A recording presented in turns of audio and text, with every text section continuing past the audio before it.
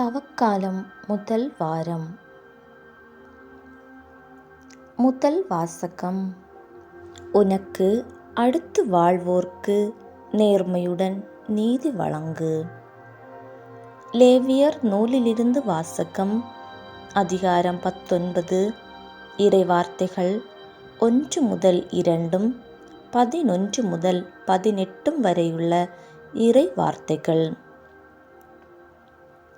ஆண்டவர் மோசேயிடம் கூறியது: நீ இஸ்ரேல் மக்களிடம் கூற வேண்டியது: தூயோராய் இருங்கள், ஏனெனில் உங்கள் கடவுளும் ஆண்டவருமாகிய நான் தூயவர்.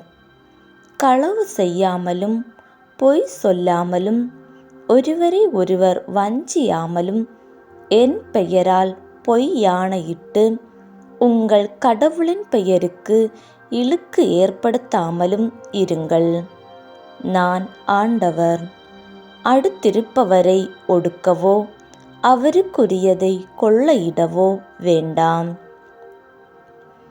வேலையாளின் கூலி விடியும் வரை உன்னிடம் இருத்தல் ஆகாது.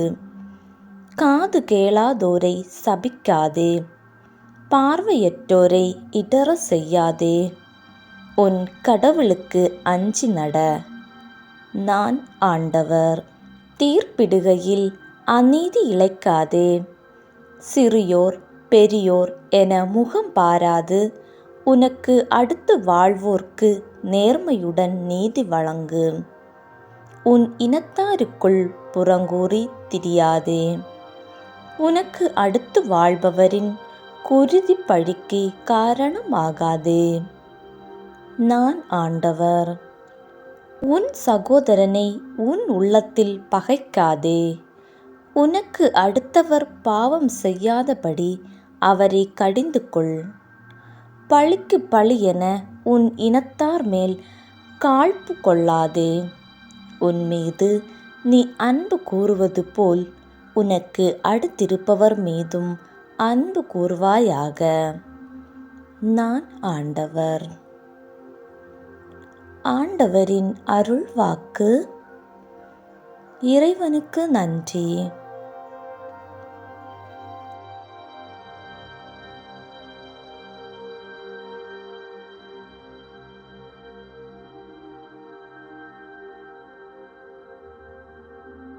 இதுவே தகுந்த காலம்.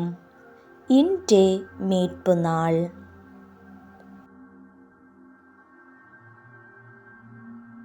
நற்செய்தி வாசகம்.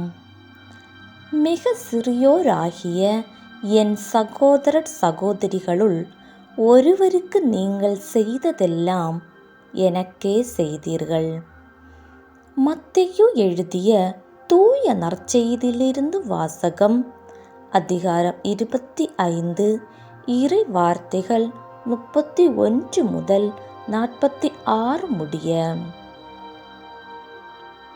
அக்காலத்தில் இயேசு தம் சீடர்களை நோக்கி கூறியது: வானதூதர் அனைவரும் புடைசூழ மானிட மகன் மாட்சியுடன் வரும்போது தம் மாட்சிமிகு அரியணையில் வீற்றிருப்பார்.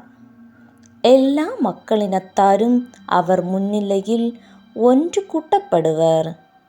ஓர் ஆயர் செம்மறி ஆடுகளையும் வெள்ளாடுகளையும் வெவ்வேறாக பிரித்து செம்மறி ஆடுகளை வலப்பக்கத்திலும் வெள்ளாடுகளை இடப்பக்கத்திலும் நிறுத்துவது போல் அம்மக்களை அவர் வெவ்வேறாக பிரித்து நிறுத்துவார்.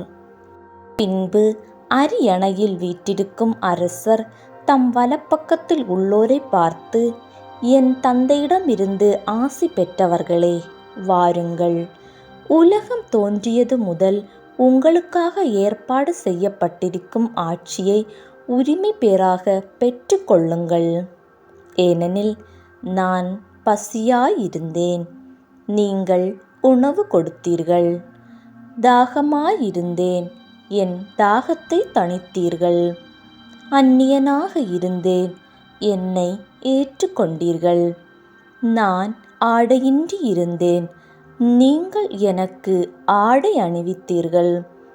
நோயுற்றிருந்தேன், என்னை கவனித்து கொண்டீர்கள். சிறையில் இருந்தேன், என்னை தேடி வந்தீர்கள் என்பார்.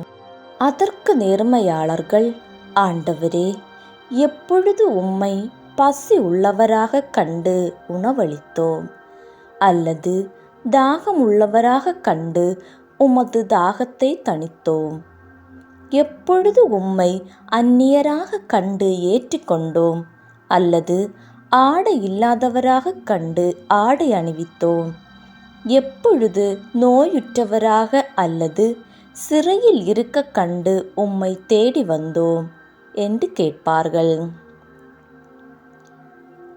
அதற்கு அரசர், மிக சிறியோராகிய என் சகோதரர் சகோதரிகளுள் ஒருவருக்கு நீங்கள் செய்ததை எல்லாம் எனக்கே செய்தீர்கள் என உறுதியாக உங்களுக்கு சொல்கிறேன் என்று பதிலளிப்பார்.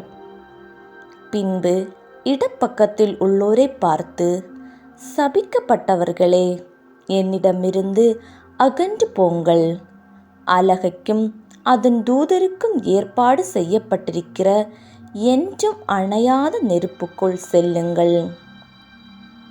ஏனெனில் நான் பசியாயிருந்தேன், நீங்கள் எனக்கு உணவு கொடுக்கவில்லை. தாகமாயிருந்தேன், என் தாகத்தை தணிக்கவில்லை. நான் அந்நியனாயிருந்தேன், நீங்கள் என்னை ஏற்றுக்கொள்ளவில்லை. ஆடையின்றி இருந்தேன், நீங்கள் எனக்கு ஆடை அளிக்கவில்லை. நோயுற்றிருந்தேன், சிறையில் இருந்தேன், என்னை கவனித்து கொள்ளவில்லை என்பார். அதற்கு அவர்கள், ஆண்டவரே, எப்பொழுது நீர் பசியாகவோ தாகமாகவோ அந்நியராகவோ ஆடையின்றியோ நோயுற்றோ சிறையிலோ இருக்க கண்டு உமக்கு தொண்டு செய்யாதிருந்தோம் என கேட்பார்கள். அப்பொழுது அவர், மிக சிறியோராகிய இவர்களுள் ஒருவருக்கு நீங்கள் எதையெல்லாம் செய்யவில்லையோ அதை எனக்கும் செய்யவில்லை என உறுதியாக உங்களுக்கு சொல்கிறேன் என பதிலளிப்பார். இவர்கள் முடிவில்லா தண்டனை அடையவும் நேர்மையாளர்கள் நிலை வாழ்வு பெறவும் செல்வார்கள். ஆண்டவரின் அருள் வாக்கு.